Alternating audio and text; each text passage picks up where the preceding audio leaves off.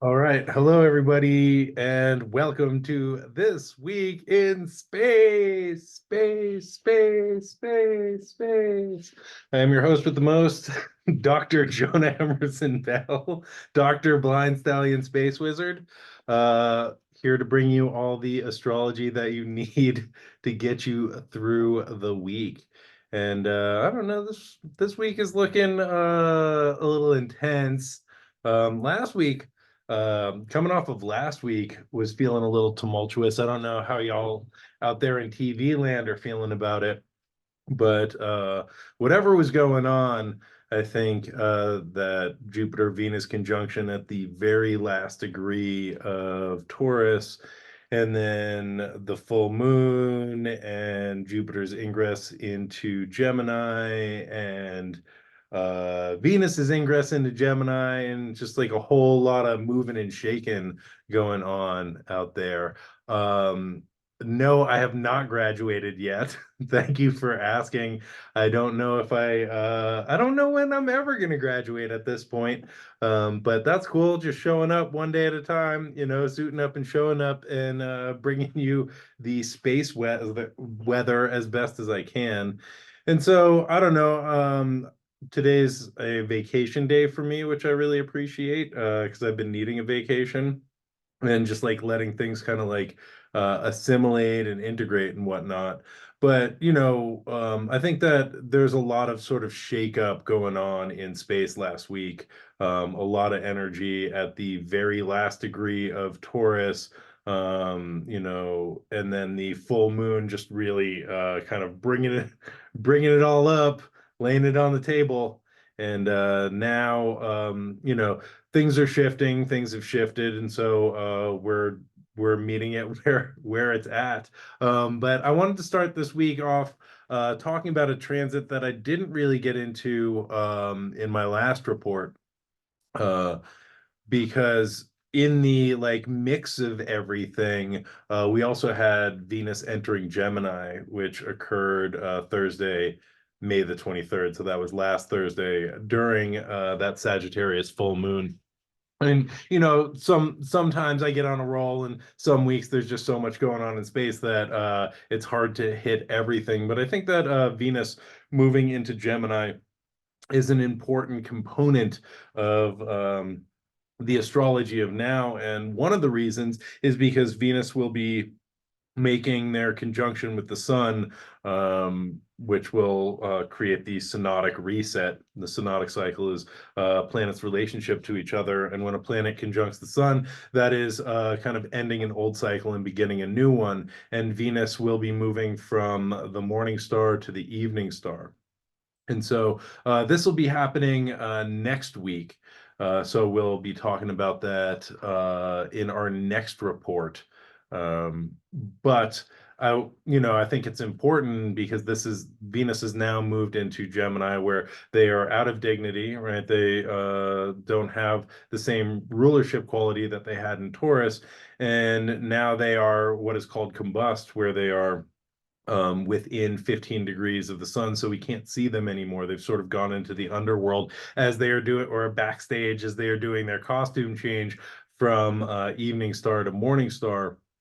And so, I think it's important to talk about because Venus rules our relationships, what we like, what we don't like. It's our values, it's our boundaries, it's, the things that give us pleasure and the things that we're like, that's gross, get that away from me. And as Venus comes under the beams of the sun, that can get a little washed out. And it's interesting, we had a conversation about this briefly a couple weeks ago when Venus first sort of went into that 15-degree relationship, under that 15-degree relationship with the sun, and was moving into that state of combustion. Sort of brought that up, and somebody on Astrostar was like, hey, like Venus is in their chariot in Taurus, like aren't they protected from that? And the answer is yes. Right. Yes. And, when we're doing delineations, we're looking at a number of factors. And I think in the kind of like state of the world, right, and looking at mundane astrology, I would see, Venus as being kind of protected in Taurus, but I think that there is also something that happens when we get like too close to the sun, right? It like washes things out, it burns things out. And if we think about like being at a party and there is a famous person there, right? All the attention goes to the famous person, right? Or like the person with wealth and power. And if you think about Venus, sort of in this relationship, maybe this like Venus and Taurus, the party is at Venus's house, right? So Venus is a host. They still have a lot of dignity. People are paying attention to them, but also, when Willem Dafoe walks in, right, everybody's like, yo, who's that weird short guy, right? And attention goes to him, and maybe like attention is taken off of Venus. And so like maybe they're not heard in the same way, right? Or maybe what they are needing or asking for in that situation isn't met in the same way. And now that Venus has moved into Gemini, that party is shifted into Mercury's house, right? So like less attention is being paid to Venus's needs because they don't have the same kind of agency, the same rulership in the Mercury ruled sign of Gemini. And so Venus is getting a little washed out. And so I like I've been thinking about Venus as in relationship to our value system, and I think that, and this is, what we like, what we don't like. These are our values, right? And it is our core value system that helps us to decipher this is what's important to me, this is what I like, and that is like not aligned with my values, and I'm sort of like pushing that away and rejecting that. And so as Venus moves into Gemini, right, and they are sort of coming into this proximity with the sun, and the party's not at their house anymore. The sun can sort of overwhelm what's going on with Venus, right, and those value system can get kind of hijacked by the sun's light, the sun's ray, the sun's willpower, you know. And also in Gemini, I feel like there's a lot of information coming at Venus that they are needing to discern and sort out quickly, you know.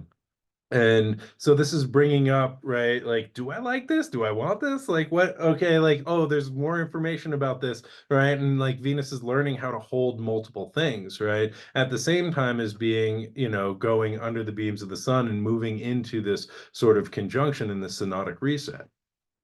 And one of the things that Venus gets as they move into the evening star phase is they mellow out a little bit, right? The morning star is associated with Venus as the warrior. And the evening star is more of a phase where they're into feeling good and having nice stuff. So a lot of the like, more kind of combative energy of Venus is ideally dissipating, right?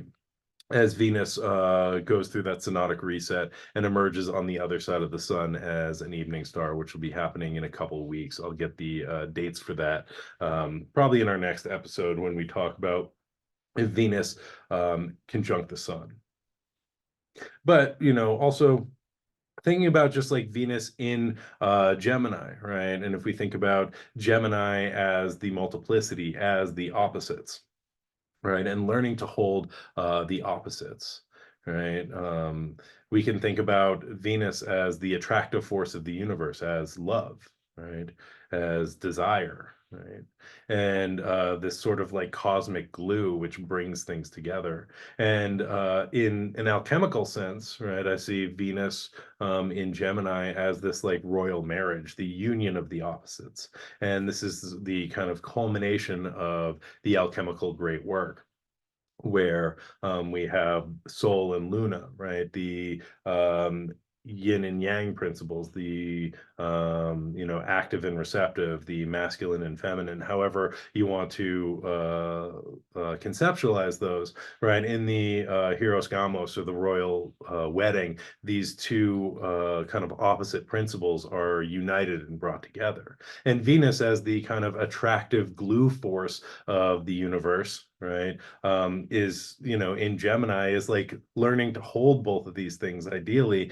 and to sort of unite them in the royal marriage. And in the alchemical imagery of this, it's like a king and queen in a Mercury bath, right? Which I think is really perfect, as we're moving in Gemini season, and Mercury ruling Gemini. This is like a Mercury bath, right? That the active and receptive principles are getting to lay down in and sort of like negotiate how they like work together, how they fit together, right? And um, there is the sort of lesser conjunction and greater conjunction. I'm not going to get into all the details, but in the lesser, like things are sort of left behind, right? Things need to die off so that like the purest essence can come together and form this royal marriage, this union, right?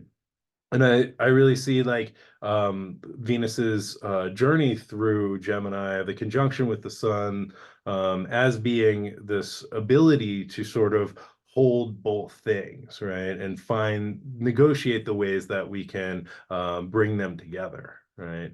And I don't have I've left it in the other room, but Edward Edinger, who's a Jungian psychologist, wrote a book called The Anatomy of the Psyche, which is about alchemy. And one of the things that he says is that that which goes by the name of love is fundamental to the phenomenology of the conjunctio, right? This conjunction. Love is both the cause and its effect, right? So love is this attractive principle that like holds everything together, that brings everything together. And I think that as we are dealing with the multiplicity of Gemini, we have this opportunity to tap into that Venusian energy and be able to not just hold both things, but figure out like what is it like when we bring them together and how does that feel, right? How does that feel in our bodies when we are able to create the union in the of the opposites through ourselves, through the alchemical vessel of the self. And he goes on to say that he talks about this sort of attractive principle or the Venusian principle or the love aspect as being both external or extroverted and introverted. And the extroverted aspect of the conjunctio promotes social interest and the unity of the human race. The introverted aspect promotes connection with the self, capital S self, and the unity of the individual psyche, right? So the qualities of Aphrodite, right, or of Venus, this attractive quality, this love quality, right, has the extroverted aspect of loving the other, loving the world, right, and creating a sense of like interest in our fellow humans, right, and in the support of others, right, and also the love of the self, right, which creates a maybe like bridges some of the opposites that we are dealing with, the parts that are like I want to go left and the parts that are like I want to go right, and they're like, and through this sort of ability to hold both the opposites and to love them, right, it creates unity in the self and in our psyches. And we'll get into parts work a little later in this talk, but I think that that is a really important principle, is being able to love each of the things that arises, right, and not to reject or to shun, but to hold them in acceptance, right, appreciation, compassion, and care. um, and the sign of Gemini I see as being about this relationship of the subject and object, right, the self and other, right, and bringing a sense of relatedness and curiosity to the relationship of the self and the other. And this is, with the physical world, right? With our projection into the physical world, with, other human beings, with other sentient beings, also with the object world. And there's a German philosopher, Martin Buber, who had this idea of like I-thou relationship and I-it relationship. And the I-thou relationship, human beings are aware of each other as being interconnected. And communication and dialogue is a means of facilitating interconnectedness. And the I-it encounter is the exact opposite, where it is transactional, right? I get what I want from you, right? I am like just hanging out with you to get my needs met. And so like Buber's idea is to like develop this I-thou relationship where we see the other as a reflection of the self and not just a resource to get our needs met through. Um, um, and so in the I thou relationship, I meet you as you are and you meet me as I am.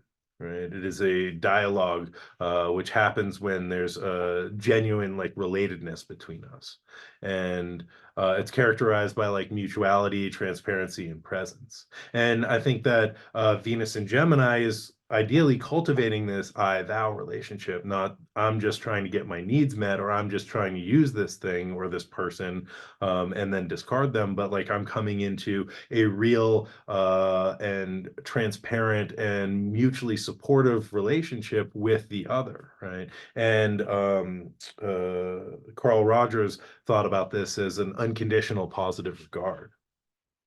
And so this is a way of thinking about that object-subject relationship, or self and other, or I and thou.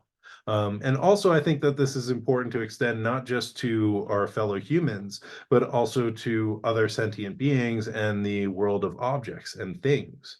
And one of my favorite magicians, Al Cummins, said something that has stuck with me since the moment he said it, and I will continue to repeat it because I think it's brilliant. But he was saying, we treat objects like people so that we don't treat people like objects. And I think that is a great description of that I thou relationship, being in like seeing the self in everything else. And I think this is one of the gifts that we can receive from from Venus in Gemini, is that like how we negotiate and come into relationship with that self and other, or I and thou relationship, right? So cool, moving right along. Just wanted to wrap up some of that old business. So ooh, Opalescent on Astrostar said that they had a dream last night about a wedding. um which, I think dreams about weddings are that kind of like alchemical union, right? That coming together, that joining of the opposites. And I think that that sounds like a fascinating dream to unpack. um all right, so we're moving along today, Monday, May 27th. And I just want to let folks out there know that I'm doing this on the excellent Astrostar app, which is an astrology app and an astrology community with a bunch of excellent astrologers who are dropping astrological knowledge on the regular, posting things, doing classes, giving readings, doing talks, stuff like this. I do this every Monday at 11 a.m. Mountain Time, making that 10 a.m. Pacific Time, making that 1 p.m. Eastern Time. So you can tune in each and every week. Oh yeah, somebody on Instagram just said Al Cummins is awesome, and yes, he is. That dude is one of my favorite. Like that dude has a PhD in wizardry, like no joke. And he is one of the best early modern wizards that I know. And also a great lecturer. Oh, happy birthday. Happy birthday to you, my friend. And yeah. So if you're interested, catch me on this show each and every week, or check me out on Astrostar Live. I do talks on there as well. I did a full moon episode with Bear Hickman, and I was doing a talk on the astrology of fashion. Sometimes I do some other stuff, but I just wanted to let folks know that I'm like, you can find me on the Astrostar Live app. And a big shout out to Lily Shen, who is one of the masterminds behind that app, who is at Norwalk and looking like she was having a great time there. And I hope anyone who is at Norwalk had an excellent time. And I hope someday, some year, I get to go. That is one of my life goals. So anyway, moving on to today, Monday, May the 27th. Mercury, ruler of Gemini, is in Taurus and is sextiling Saturn in Pisces. This is going down at 18 degrees and 33 minutes. So this is important because we have a bunch of stuff going on in Gemini. Mercury is the ruler of Gemini, right? So they are the landlord. They are hosting this Gemini party, which is a lot of talking. But we have Jupiter, Venus, and the Sun all in Gemini. And so their landlord or host is still holding it down in the Venus ruled sign of Taurus and coming into sextile Saturn. A sextile is a supportive aspect, right? So there is good communication happening between Mercury and Saturn. right? So there is an opportunity to sort of like get some benefit from this today. And this is good for, I imagine, for clear thinking, right? Um, and I think Saturn helps with like discernment, getting clear on what Mercury wants and like where we want to put our intellectual energy. I think getting clear on what we want to say, right? Saturn is kind of a minimalist, right? It is sparse, where Mercury might want to blah, blah, blah, blah, blah, right? Saturn is like, say what you mean, right? Mean what you say, right? Don't waste your energy. Saturn is a lot about austerity and economy. And so this can really help us to get clear in our thinking and get clear in our communication. I also think about Mercury in Taurus or any of the earth signs as being really connected with the body and the information that the body is giving us, and also thinking about the way that the earth communicates and the mycelial networks that are happening in subterranean realms that are creating the communication of the forest, right? Communication of the natural world. And I think Mercury is able to have a deeper connection with that when they are in the earth signs. And and I think Mercury in Taurus is very much listening to the natural world and kind of extracting, maybe extracting is not the best word, but compiling the information of the natural world and also compiling the information of the somatic system. And I think Saturn is like, okay, like, let's get clear on what we want to do with this. Right. And I think Saturn can really help keep Mercury on track and keep them from being distracted, right? And being able to kind of focus our thinking and our communication and the information that we're working with and what we want to do with it. The flip side of this is I think Mercury as the trickster provides a little levity to Saturn, right? Provide like is able to joke. And Saturn, who is like old curmudgeon and is very serious, I think Mercury is able to help them to be in a much more playful place, right? And to lighten the Saturnian mood, which Saturn in Pisces is like, I'm meditating, right?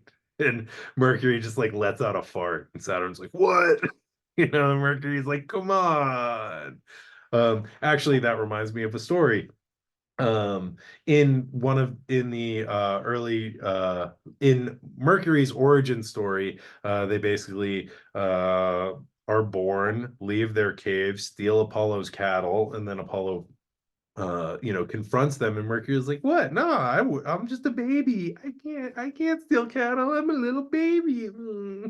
Right? And Apollo's like, I'm not, I'm not buying that, and drags him to Zeus. And Mercury just lets out a huge fart as soon as he gets to Zeus, and totally embarrasses Apollo, who is like the golden boy and is super proper. And Mercury is just messing around and clowning on everybody. And I think that, Mercury in Taurus knows how to release a well-timed fart, right? And I think and that can like very much lighten the mood.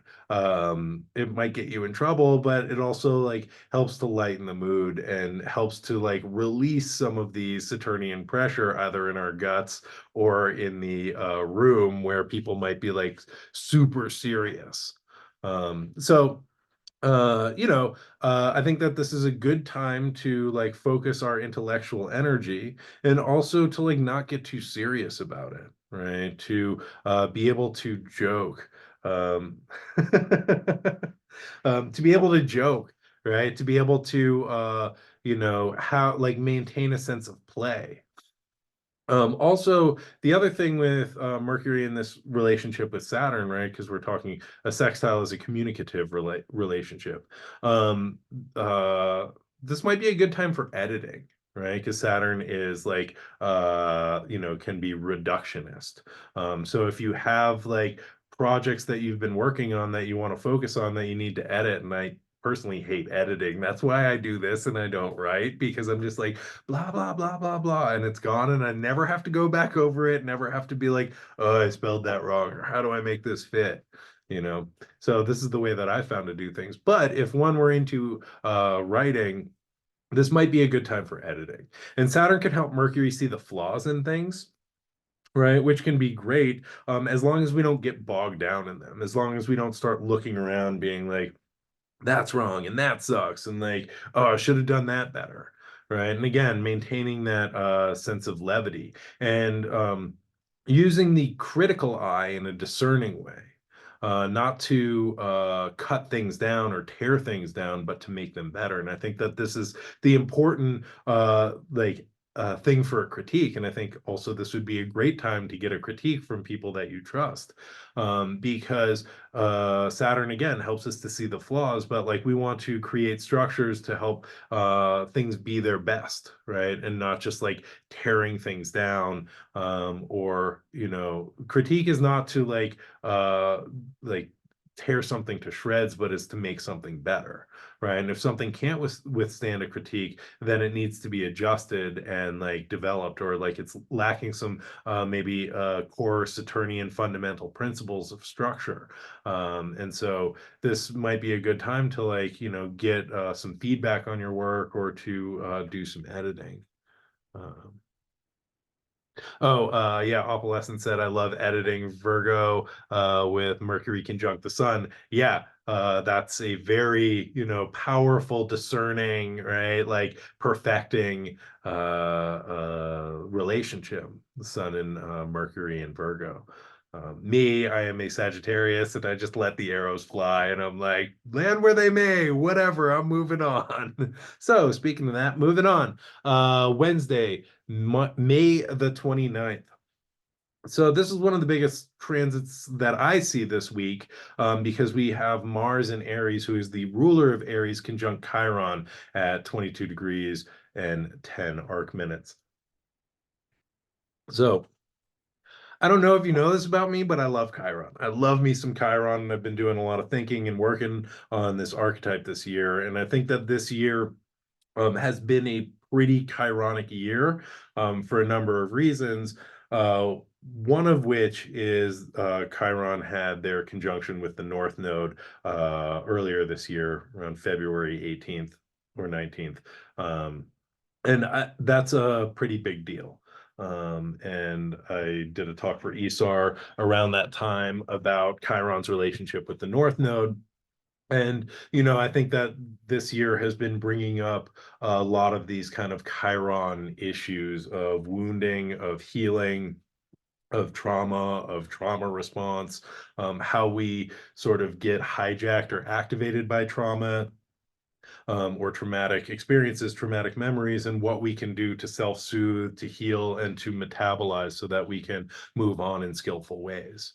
And Mars coming into conjunct Chiron, I think, is reactivating that North Node conjunction, is also reactivating the Chiron wound, is activating the archetype of Aries, and I think is activating some martial stuff around our will, our desire, our drive, things around violence and war, which I think is what's happening in Gaza. I think is creating a ripple effect, and is kind of traumatizing everybody. No matter like where you stand in this conflict, and I don't really want to get into that, but I think that the in the butterfly effect of everything, the butterfly flaps its wings, in China, and there is a hurricane in North America, right? As there is conflict and war and suffering happening in one place in the globe, I think it ripples out throughout the collective unconscious, right? And now through social media, which is a very like visceral kind of window into the collective unconscious. And so I think that what is happening in Gaza is also like activating everyone's nervous system. And, I think that based on some of the things that I've watched and read, it is also activating feelings for oppressed people everywhere who are, seeing themselves in the Palestinians, right, and in the occupation of Palestine. And again, I don't want to like get too deeply into this, other than to say that, like, I think that the trauma memories and experience of suffering is being really activated by this conflict for everybody. And I think that this is, part of the Chiron Mars conjunction, right? Mars as the warrior and Chiron as the wound, and the wounds that are left from war, from conflict, from violence. And the parts of ourselves that feel very scared, that feel upset, that feel powerless, right? And how this can also trigger core wounding in the self from our own individual experiences, totally independent from, state violence or violent conflict. But it might bring up attachment wounding. It might bring up, being bullied in school. It might bring up other feelings of powerlessness, of frustration, of rage, right? That then activate like exiled parts in ourselves, that activate protector parts, right? That make us feel some type of way or behave in types of ways to try and shut those feelings out. So let me like rope it in for a second, right? Just talk about what, like, one of the ways that we can look at Mars is as a planet of desire and appetite, right? Mars is about affirming the self and going for what we want. Chiron is this wound. It's the places that we feel inadequate, where we don't feel worthy of getting what we want, or maybe we're afraid of not having our needs met, right? So the relationship, and this is happening in Aries, which is the temple of Mars, right? The boxing ring or the stadium or the battleground, right? And so this relationship can look a couple of ways. Right, Mars is courage and willpower, right? The desire to fulfill what we want and get what we want, right? Chiron is the core wound, which can fuel this sort of martial fire. Chiron, the Chiron core wound says never again, right? Which I think is a trauma response to say, like, I will never let this happen again, comes from that like traumatized place. Um, so Mars can like get on board with this, right, as a protector, right, and say like, I'm down with that, right? Yeah, let's protect Chiron, protect the wound, right? And so in the myth of Chiron, Chiron is the child of Kronos, and which, real talk, children of Kronos, children of Saturn, have a rough go of it. Saturn is notorious. Saturn got reported to Child and Family Services for eating all of his children. Right. And Chiron did not meet that fate, but was abandoned at birth by Kronos Saturn and his mother Philyra, who is a nymph. And so Chiron has this core wound because he is abandoned. He is, his mother would rather turn herself into a tree than to be his mother. And that's pretty traumatizing for a little centaur. And, also he's weird looking, half human, half horse, right? That's strange. He's abandoned. And that's like a pretty deep core wound. Right. However, Chiron learns that if he is smart, right, he has a gift for being smart, for learning things, for teaching. And Chiron learns that he is accepted through these gifts. And so this becomes the strategy for that wounded little baby Chiron to protect themselves, right? He uses that Mars willpower, right, to accumulate knowledge and to become a great teacher. And through the martial drive to protect himself and that core wound, he excels and finds that he is accepted. Even becomes the teacher of heroes and helps others to channel their martial fire and that heroic nature of Mars. Right, and that sign is, or Aries is really connected with Jason, of Jason and the Argonauts and the quest for the Golden Fleece. So we see one aspect of that like poor Chiron wound and the way that like that's protected through achievement, right? Through being like, okay, like if no one loves me, I'm gonna find something that I'm lovable for. Oh, they like me because I'm really smart. Okay, I'm gonna go and do that, right? And that's what I'm gonna do. And Mars is like, cool, we're doing that, getting all the knowledge, going after that. Right. And so I think that's one way that this shows up. One way that we protect ourselves is finding something, if we're abandoned, right? Finding something that we're accepted for and just like going for that. However, Chiron becomes wounded a second time by an arrow dipped in hydra poison and loses control, right? When he's wounded, he goes into suffering mode and retreats into his cave and can no longer be the wise centaur, mentor. And all of a sudden, that core wound of abandonment comes rushing back in, right? Because it wasn't actually healed; it was just covered up by receiving praise from other people from the good works that Chiron did. And so when he can no longer teach, he is back in suffering mode, right? And that suffering is now twofold because not only is it the wound of the hydra poison festering in his leg, but it's also the wound of abandonment because he can't cover that up anymore by being a great teacher. So the second part of the myth where Chiron receives the second wound, right? Hercules, who is one of Chiron's students, is having dinner with Phalos, who is another Phalos. Anyway, he's having dinner with another centaur, and Hercules is like, "Why don't we open the insanity wine?" And the other centaur is like, "No, we don't do that around here." And Hercules is like, "Come on, why not?" And he's like, well, because when we open the insanity wine, the other centaurs go insane and they smash everything and they get really drunk and it's just a mess. And so we don't do that. And so Hercules convinces him to open the insanity wine. And what do you think happens? The centaurs go insane, they smash everything, they get really drunk, and Hercules leaps up and starts firing hydropoison tipped arrows at the centaurs and dropping them left and right. Chiron comes rushing out of his cave to sort of see what the hullabaloo is all about, and also to try and mediate and bring peace between his centaur people and Hercules, his student. Unfortunately, no good deed ever goes unpunished, and he gets hit in the leg with this hydra poison arrow. And that's how he receives his second wound, right? And so we can look at this right as the insanity wine as like a desire or passion that's overwhelming the system, right? Chiron has done all this work to like control and be the good centaur, right? The other centaurs are like party animals, and Chiron is like, no, I'm like a wise human with horse legs, right?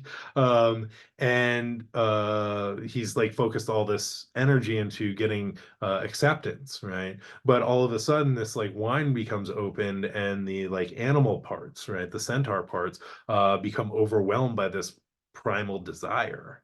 And this is a Martial thing, right? Mars is our desires and appetites. And while Chiron is like, no, we got to keep it cool, bro, the centaurs are like, oh hell no, the wine is open, right? And so this desire emerges and proceeds to go after what it wants. And this is like unbridled Mars seeking fulfillment of its desires. And this is an experience where the animal or instinctual part of the centaur like totally takes over and overwhelms things. So Hercules, who is the solar consciousness, the heroic part of the equation, takes over and starts killing the centaurs, starts repressing them, right? And this is where Chiron gets hurt.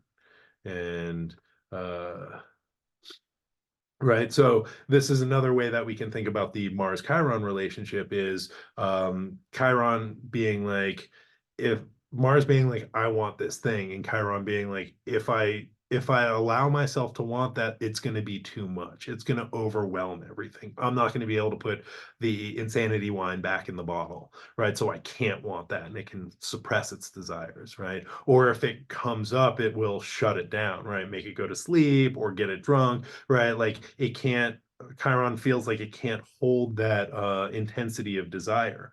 Or that if it goes for what it wants and is disappointed, that will be annihilating, it'll be destroying. right? So Chiron won't allow itself to have these desires.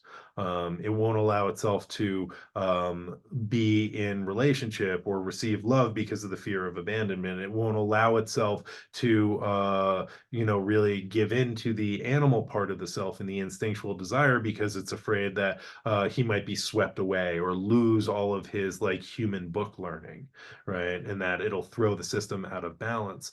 And so Chiron can really like shut down that desire and be like, no, I can't go for what I want. Right. And so um I think that this conjunction also like reveals these places where we're afraid to go after what we want, where we're afraid of our desires, where our desires maybe are we think that they don't fit in the family system, or they make us bad or wrong or dirty, right? Or they make us like people we don't like. So we just sort of exile them, right? And say, you cannot have that. And if those exiled parts start to come in, right? If that insanity one gets opened up and those exiled parts come in and they're like, but I want this thing, it can be overwhelming. And then in IFS, what they call firefighters show up and like just suppress everything, right? Blow it up. Get us drunk, make us pass out, get us into fights, right? Anything to override that like unmet desire, unmet need, or that core wounding, or that overwhelming feeling of rejection that came up for Chiron when he was abandoned by his mom. And then, if like, again, if I have a desire and it's not met, and then I'm rejected again, that brings me back to the core wounding of like the abandonment from Philyra and Saturn, right? So like, I can't allow that to happen. And so that's one of the ways that we can see this relationship of um, Chiron and Mars, right? Um, and so again, let's see here. Where do I want to go from here? So I'll just jump in at this portion of my notes, and maybe I will repeat myself. We'll see. Okay, so again, Mars is like, we can think about Mars as vitality and drive to get what we want from life, right? And Chiron might lack the self-confidence to go after that, right? Oh, I could never. Mars says that if we get what we want, we're worth something, right? So this is this tension between what I desire and what I can allow myself to have or allow myself to want, right? um so for Mars to like achieve that prize, to get what it wants, is life affirming, right? But Chiron might lack the sense of power, right? Or might lack the ability to allow itself to even have these things, or even to think that they want these things. And I think that this conjunction is again allowing us to come into right relationship with our desires, and also what our desires activate in the wounded parts of the self, right? um and um yeah, so this is also like an opportunity to heal our desires, right? And to heal our relationship between the Mars sort of like active aggressive and the Chiron like wounded part, right? And so instead of like enlisting Mars to protect, right? Or, one of the ways that this also shows up is that wound is like, I'm hurt, I don't ever want to experience this again. This sense of like humiliation or powerlessness. And so if I inflict those feelings on somebody else, then I'm in a power position, right? And so this is an unskillful way that the Mars Chiron relationship can function, is that wounded place inflicting trauma and pain and suffering on other people, so that Chiron doesn't have to feel that anymore, right? And I think that is coming from the sort of like wounded animal part of Chiron lashing out, right? Where all of the sort of prefrontal function is gone, right? Is awash with pain and suffering, and then Chiron is just lashing out and trying to hurt whoever so that they don't have to feel that sense of suffering or powerlessness, right? And so, um, you know, I think this is also an opportunity to metabolize some of the pain and suffering that we're experiencing, right, in our lives, in our world, and how we can process these things cleanly. And I think that this is Chiron as the really skillful archetype, as the wise healer and teacher and mentor, has learned how to like metabolize their suffering, right? And in this process, they've learned, okay, this has worked for me. And so, like, now let me help other people along on this journey. And we can see this as like alcoholics helping alcoholics, or people who have experienced trauma, right, helping support other people, or going into the healing arts, right, or going into therapy, you know. And so Mars is also the blade. Mars cuts, right? And I think that this relationship is also like Chiron in the places that, the wound has maybe like grown over and kind of festered a little bit, or like scabbed up, or like healed wrong. Mars as the blade gives us the opportunity to kind of cut into that and expose it, wash it out, clean it out, right? Which is not a fun process, right? Going back into something that you thought was healed and realize that it's like not healed correctly, and needing to like sort of cut it open and re-examine it can be kind of annoying and frustrating and painful. But one of the things that we realize is that the what Chiron is wounded with, both of his wounds don't necessarily heal, right? The wound of core wound, attachment wounding of abandonment, doesn't necessarily heal, and the wound of the hydra poison doesn't necessarily heal, right? So we are constantly like needing to come back and tend to them and open them up and see how they're doing, right? And check in with them.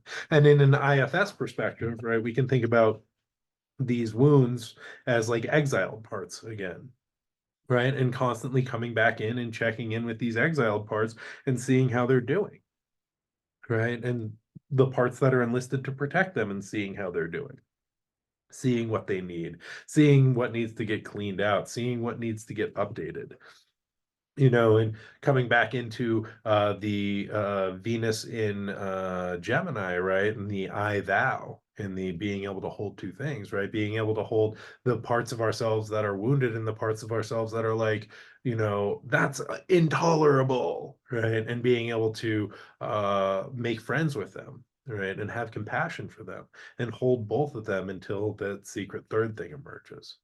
And I think that this is really the key: is Chiron is a bridge. Chiron bridges the human world and the animal world, the logic and desire, the mythos and the logos, right? The instinct and urge and desire, and also like higher understanding, higher wisdom, right? And being able to hold both of these things and integrate them, right, into a whole self, or a whole being, right? Learning to hold our drives and desires, and the courage and willpower that Mars brings us, right? And simultaneously, to be able to hold the kind of like higher wisdom, and knit these things together into something that is really powerful, and not just beneficial for the self, but beneficial for the collective. So that sorry, that took a minute, but I get passionate about Chiron and the Chiron story. So in the last I don't know, 13 minutes, we'll move right along. On Thursday, May the 30th, we have Mercury in Taurus conjunct Uranus in Taurus at 24 degrees and 8 arc minutes. Is that correct? Yes, 24 degrees, 8 arc minutes. And so Mercury is thinking, communication, right? Cognitive processes. Uranus is breakdown, breakthrough, liberation, thinking outside the box. It is the genius, right? It is inspiration. It is liberation and authenticity. So this can bring like revolutionary new ideas, out of the box ideas, out of the box thinking, feelings of inspiration, or ideas of genius. And again, and I will say this every time I use the word genius, no human being is a genius, right? The genius is a spirit that flies around and goes where it is welcome, right? And you need to make a space that the genius can come and hang out with you. It needs to be it needs to feel wanted. So like you may have experienced the genius and not been ready for it or been too busy, and it's like, okay, cool, I'm gonna go to somebody else, right? And so to think about like with the Mercury Uranus conjunction, right? This is an opportunity for the genius to be present, right? And so what is it like to create a space for this spirit, right, of inspiration, the spirit of the muse, the spirit of the genius to be present in your life, to be present in your space? Um, I think that there can also be trickster energy, right? Mercury is a trickster and Uranus is breaking down old systems, right? And I think that is one of the roles of the trickster. And I think that's one of its primary functions is to question old systems and old realities and to sort of push at them or scratch at them until they change or evolve, right?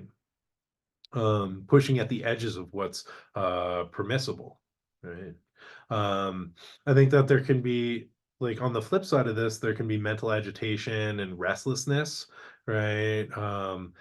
Thinking can feel really exciting, but boredom can feel excruciating, right? So try and keep yourself entertained, because I think that Uranus, when it like that energy gets pent up, it can like kind of just react, right? I think about Uranus as like pressure building up and then things exploding, right? So Mercury and Uranus are both connected with the nervous system, and there can be a sense of overstimulation, right? Too much energy or electricity moving through the system, which can kind of burn us out a little bit. So make sure you take care of yourself and think about how we ground this energy. This is happening in Taurus, which is an earth sign. So like grounding is important. I think a lot of this is up here, right? This like I think about it as like an electrical storm in the brain, right? And it's like, okay, where do we want this energy to go, right? How do we discharge it in a skillful way without burning ourselves out? Or like, how do we ground this energy? How do we move it all the way through us and like allow it to ground out so it doesn't like, just get caught in our brains and sort of like fry us a little bit? But, think about drinking lots of water, thinking about, really caring for your nervous system, drinking adaptogens or taking adaptogens, right? Especially if you have anything in like the last decan of the fixed signs. So that would be the last 10 degrees of Scorpio, Taurus, Aquarius, or Leo, right? This will be affecting your chart. So yeah, just thinking about, I think again, Thursday, a great day for like creativity, productivity, inspiration. Also like a lot of, chaotic energy might be coming through. So just finding spaces where you can transmute that in skillful ways. Which brings us to Sunday, June the 2nd. So we have Jupiter in Gemini trine Pluto, who is retrograde in Aquarius, and this is at 1 degree and 53 minutes. So this past Saturday, Jupiter moved into Gemini. Right now, we are getting an expansion in duality, an expansion in information, an expansion in conversation, right? And Pluto, who is retrograding their way back into Capricorn for one more go round for a victory lap, just in time for the U.S. election in November. I mean, you can't write this, you know.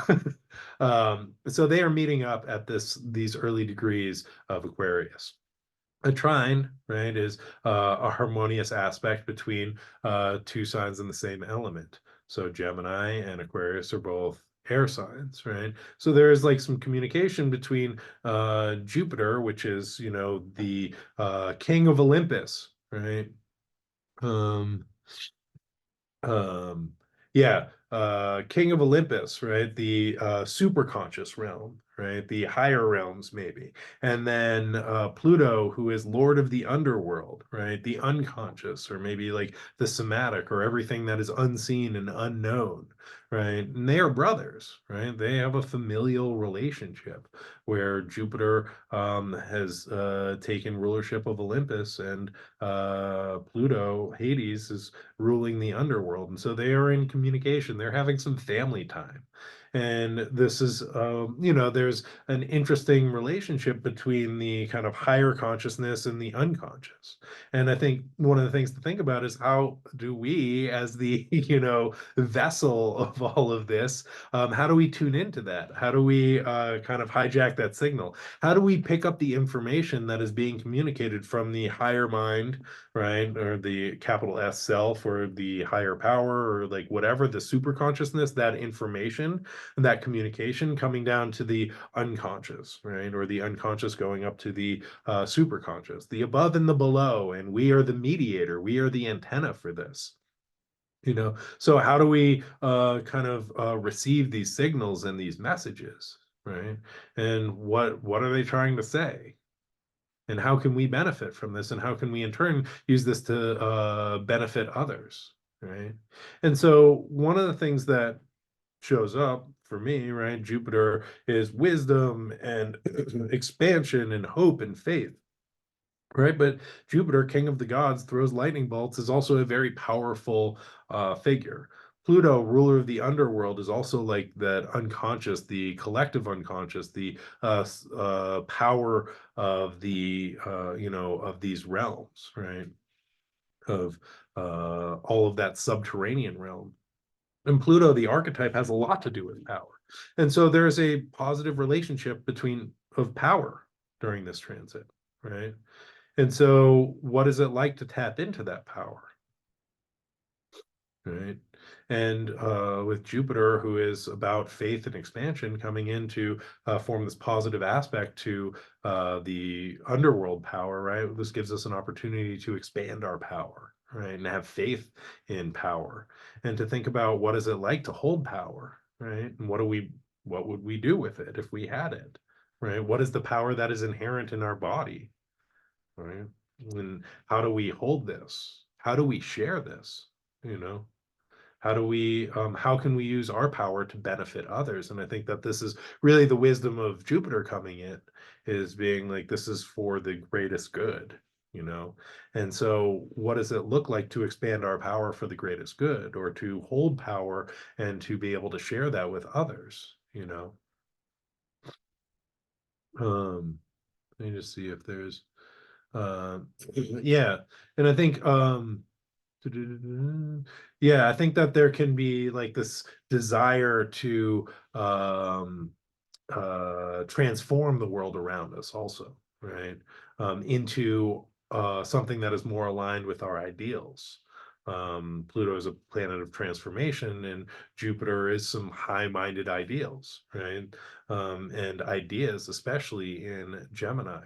And so, what are the ideas that are, maybe kind of initiating what we want to do, as Jupiter is just moving into the first degrees of Gemini and coming into this relationship with his brother, Lord of the Underworld, and this archetype of power. And it's like, okay, coming into Gemini, it's like, oh, all this stuff, all these ideas, all these books that I want to read. And like straight up, as soon as Jupiter, like I've been exhausted for weeks, and as soon as Jupiter moved into Gemini, I was like walking around my house with like 4 books under my arm everywhere I went, and going from like stack of books to stack of books, and reading like 5 books at a time, which is like, that's my happy place. And I just haven't like had the energy to do that. And like, as soon as Jupiter moved into Gemini, I was like, what? Okay, cool. Like, I'm gonna read this and this and this and this and this. Right. And so, it's all these ideas, but like, what do we do with them? Right. And I think Pluto is asking that question, like, how do you want to channel the power of idea, or like all of these ideas that you have? What do you like? What's the one that you want to take and turn into the lightning bolt and throw down, and like make something happen from that? Right. And so, how do we bring the wisdom of Olympus into this realm, right? And the power of the underworld into this realm. And I think this is a relationship that can sort of open up that possibility. And how do we utilize these powers, the above and the below, to bring some justice into the collective? right? To expand our wisdom and justice for all. So I got 2 minutes left. This is the last transit of the week. Also on Sunday, June the 2nd, Mercury in Taurus sextiles Neptune in Pisces at 29 degrees and 42 arc minutes. So Mercury cruising right along, about to shuffle off to Gemini next week. But before they do, they're coming into this nice supportive sextile with Neptune in Pisces. And so this transit can stimulate the imagination in some very positive ways. And I think also thinking about Mercury getting this like download from Uranus, right? The like electrical storm of Uranus, like downloading into like the Mercury, like, cognitive function, and then coming into this supportive sextile with Neptune is like, oh, I want to paint. I want to write. I want to do something creative with all of this information that I just got. And Mercury is thought of as the lower octave as of Uranus, right? Or Uranus is the higher octave of Mercury. So, right, there's a relationship there. And, I think that kind of like the Mercury Uranus conjunction is, I see this very much as like a download of information. And then as Mercury sextiles Neptune, this comes out in dreams, right? And so maybe paying attention to your dreams over the weekend. This may come out in creative processes, writing poetry, making art, dancing, whatever creative outlet. But I think that this is a really beneficial way of helping us process a lot of the information that I think is going to come in or flood in or is already flooding in.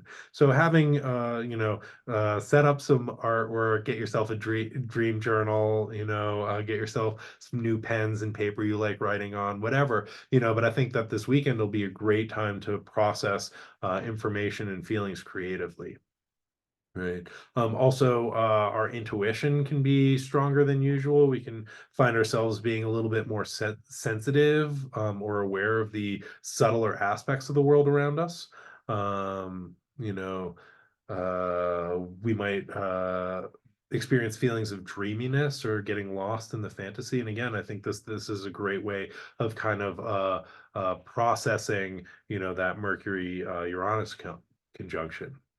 And we also might find ourselves wanting to like step back from the world a little bit and be in like fantasy or in our dream world and not like in the like harsh edge of reality, because it's overwhelming. And I think that Neptune is like, you know what, like we need a break. Right? Let's like think of something nice, right? Let's channel this energy into something pleasing. And I think that can also be helpful because it helps us to not disassociate from reality or like live in a fantasy world, but to envision a better possibility or a better reality. And I think that this is incredibly important. And we see this, I think that stories, right, mythologies, the stories that we tell kind of lay the ground for our perception of life. And we see this a lot with sci-fi, right? Where sci-fi is always like doom and gloom and the machines are going to kill us. And so this is like what we start stepping into. We start fulfilling these prophecies that are created by the stories that we tell ourselves or have been telling ourselves.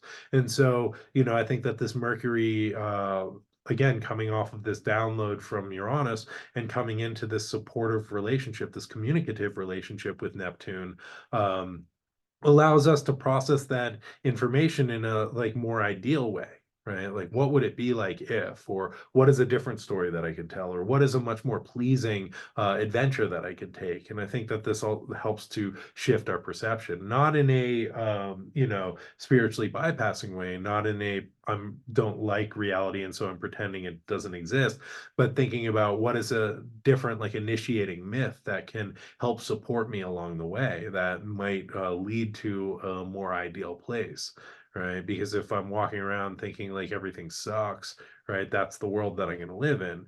And if I walk around thinking that I live in a magical universe, right, that's the world that I'm going to live in. Right. And this is just it's just perception, baby. right? And again, I think that all of this energy in Gemini is learning to hold both of them, right? Like I live in a magical universe where there is pain and suffering, right? And how do I hold both of these instead of being like, it's just magic and everything's great all the time and nothing matters, right? Or, oh my God, it sucks so much. I can't even believe that I'm stuck here, right? How do we hold both of these? And what is it like when we start to slowly but surely bring them together into the union of the opposites, the Heros Gamos, until a secret third thing emerges?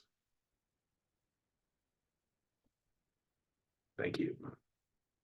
Have a great day, my friends. Thanks for tuning in. Again, don't forget to catch me on the excellent AstroStar app. Me and a bunch of other astrologers who are doing some great work out there in the astral realms. Oh, thank you so much. Yeah, I really appreciate everybody being here each and every week to witness the fruits of my research, the fruits of my frantic research at 10 p.m. on a Sunday. Um, yeah, I appreciate all y'all. And yeah, check me out on AstroStar. It is a free download. You can find it wherever you get your apps at. Got it for Android, got it for Apple, got it for whatever you need. We got you. There's a bunch of fantastic astrologers doing some excellent work, including Sam Reynolds, Tara All, uh, Richard Winooski, who's fantastic, and I'm glad that I finally remembered how to pronounce his name. But there's some great astrologers from a variety of backgrounds. There's Jyotish, there's evolutionary, there's traditional, and there's like really good conversations and a lot of great teaching that's going on there. So check me out on AstroStar. Check everybody else out on AstroStar. And you can find me here every Monday, 10 a.m. Pacific time, 1 p.m. Eastern time, 11 a.m. Mountain time, where I'm at. Thank you all. Thanks, everybody. Yeah. Maybe I'll stay on for just a minute more if anyone has any questions about anything, but um, I will sign off. Bye.